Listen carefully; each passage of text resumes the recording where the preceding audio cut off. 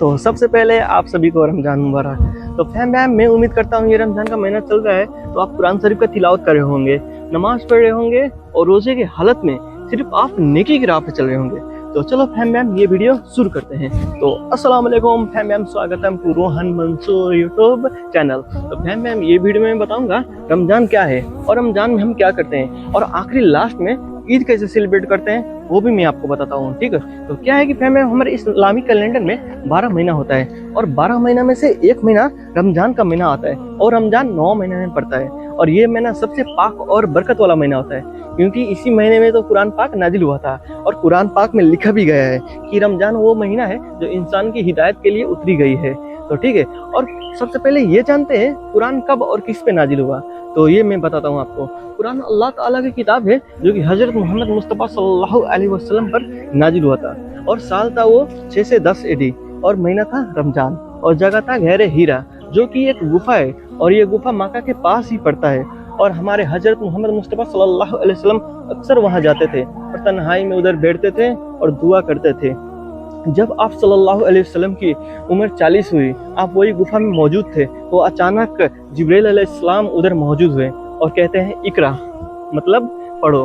तब हमारे प्यारे नबी सल्लल्लाहु अलैहि वसल्लम घबरा गए और घबराहट के साथ उन्होंने जवाब दिया मा आना बिकरी, मतलब मैं पढ़ने वालों में से नहीं हूँ। तो एक बात मैं आपको बताता हूँ, अल्लाह ताला ने हमारे प्यारे नबी सल्लल्लाहु अलैहि वसल्लम को पढ़ने लिखने में से नहीं बनाया था क्योंकि उनको पता था कि वो दुनिया के अंदर बहुत ही ईमान लाएंगे और लोग ये ना समझे कि कुरान उन्होंने लिखा है, इसीलिए अल्लाह ताला ने हमारे प्यारे नबी सल्लल्लाहु अलैहि वसल्लम को लिखने पढ़ने में से नहीं बनाया था। ठीक है, तब क्या हुआ कि वो मैं आपको बताता हूँ। मैं किधर था, हमारे प्यारे नबी सल्लल्लाहु अलैहि वसल्लम ने कहा माँ आना भी करी, मतलब मैं पढ़ने वालों में से नहीं हूँ। तो वही टाइम जिब्रील अलैहिस्सलाम 3 बार जोर से गले लगाते हैं और कहते हैं इकरा इकरा इकरा और वही टाइम हमारे कुरान शरीफ का 5 पहली आयतें नाजिल हुई और जो जिब्रील अलैहिस्सलाम ने कहा हमारे प्यारे नबी सल्लल्लाहु अलैहि वसल्लम उनको रिपीट किए और उधर से वो घबरा कर घर गए और घर जाकर चादर ओढ़ लिए। तब आप सल्लल्लाहु अलैहि वसल्लम की बीबी खदीजा रज़ियल्लाहु अन्हा ने देखा कि क्यों इतने परेशान हैं और उन्होंने उनसे जाकर पूछा। तब आप सल्लल्लाहु अलैहि वसल्लम ने पूरी वाक़या उनको बताया और हज़रत खदीजा रज़ियल्लाहु अन्हा ने उनको तसल्ली दी, उनको समझाया कि अल्लाह आपको कभी रुसवा नहीं कर सकते, अल्लाह आपको इतना चाहते हैं, अल्लाह आपको चुने हैं। तब जाके मोहम्मद सल्लल्लाहु अलैहि वसल्लम के दिल में रहम आई और वो शांत हुए। और मैं एक बात बताता हूँ आपको, कुरान पाक के एक साथ नाजिल नहीं हुआ बल्कि वो 23 सालों में नाजिल हुआ। 13 साल मक्का में और 10 साल मदीना में। ये धीरे धीरे नाजिल हुआ क्योंकि लोग इसे पढ़े और समझे और सोसाइटी धीरे धीरे चेंज हो। तो फैम चलो हमारे प्यारे नबी हज़रत मोहम्मद मुस्तफ़ा सल्लल्लाहु अलैहि वसल्लम की ज़िंदगी के बारे में थोड़े से वाक़े मैं आपको बताता हूँ। तो क्या है कि वो बचपन से ही बहुत ही सच बोलने वाले इंसान थे। लोग उन्हें अल अमीन बोलते थे, मतलब सबसे भरोसेमंद, और लोग अपनी अमानत उनके पास रख के जाते थे। वो बहुत ही नरम दिल के थे, लोग उन्हें पत्थर से मारते थे फिर भी वो उनके लिए दुआ करते थे। और आजकल के लोग कैसे हैं, थोड़ी सी अनबन हो जाए तो ले गाली ले बदुआ ना जाने क्या क्या बोलने लगते हैं। और उनका दिल कितना बड़ा था आप ये सोचिए। और वो बहुत ही सिंपल जिंदगी जीते थे। कभी कभी तो उनके घर में खाना भी नहीं होता था फिर भी वो सब्र से काम लेते थे और जब खाना होता था तो वो नीचे बैठ कर खाते थे और वो खुद अपना काम खुद से करते थे और हमेशा वो यतीम औरतों और गुलामों के साथ खड़ा रहते थे।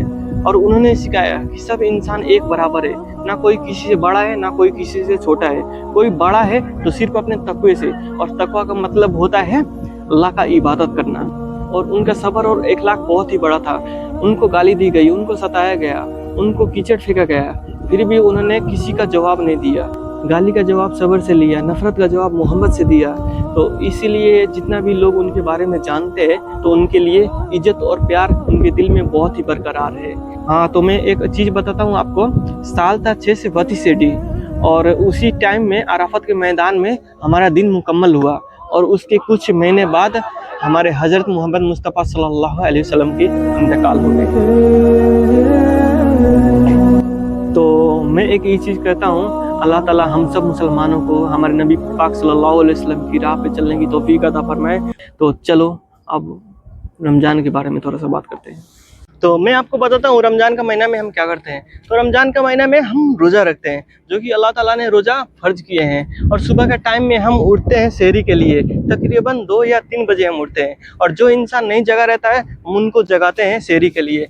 और ये फजर की अजान के बाद से हम कुछ भी नहीं खाते हैं, पूरा दिन भूख प्यास रहते हैं। और इस दौरान हम अल्लाह की इबादत करते हैं, नमाज़ पढ़ते हैं, कुरान की तिलावत करते हैं और दुआ करते हैं। तो हमारी अल्लाह ताला पूरा वो दुआ कबूल करते हैं।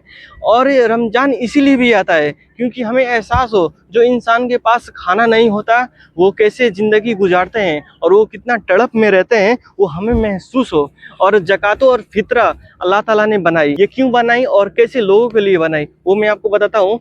ये उन लोगों के लिए बनाई है अल्लाह ताला ने जो इंसान चल नहीं सकते, जो इंसान बहुत ही मजबूर है, उसके पास खाना नहीं है, उसके पास घर नहीं है, उसके पास कुछ भी नहीं है, वो मतलब बहुत ही मजबूर है। ऐसे लोगों के लिए अल्लाह ताला ने ज़कात और फ़ितरा ऐसी चीज़ें बनाई। और ज़कात किस पे फ़र्ज है वो मैं आपको बताता हूँ। जो इंसान पूरी साल काम करता है, उसका घर भी चल रहा है और उसका पैसा सेविंग भी हो रहा है, तो वो इंसान पे ज़कात फ़र्ज है। और वो ज़कात कैसे निकालेगा वो मैं आपको बताता हूँ। तो वो सेविंग का पैसे में से 2.5% करके निकालेगा, वो पैसा जो निकलेगा वो पैसा ही फर्ज है। और मैं एक बात बताता हूँ, ज़कात और फ़ितरा हम थोड़ा सोच समझ के देखें।